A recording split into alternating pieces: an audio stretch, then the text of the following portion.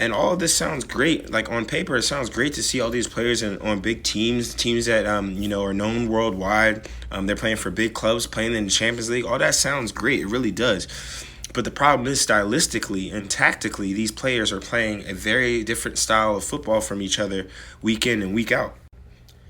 And you may say, okay, well, what about the Brazilians? They play all over the world. What about English players? What about Spanish players?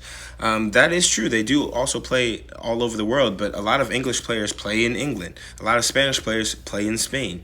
And a lot of German players play in Germany. So they're at least in the same league, and the league itself is played the same way.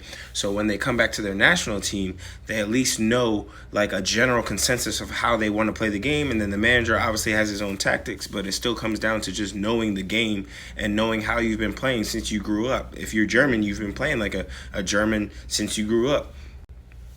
And Spain is a perfect example of a national team that all the Spanish players play a very, very, very similar style of football. Even if they go overseas, like for example, Martin Zubimendi plays the same way he plays for Arsenal as he did when he was in Spain. And the Spanish team is one of those teams where the national team they can slot in a lot of different players and they would still play exactly the same. You can't say that for a lot of national teams. And the Americans, like I said, stylistically, they play a very different style of football all around the world, and it sounds great, but it doesn't pan out, and it doesn't mesh, and there's no chemistry, and they're not on the same page.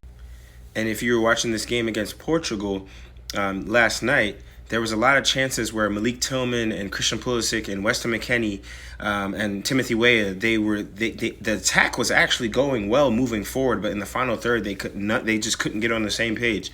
It was one pass here, another pass there, a layoff here, a layoff there, where they just could not get on the same page, and that was the issue, and they could not score a goal because of it.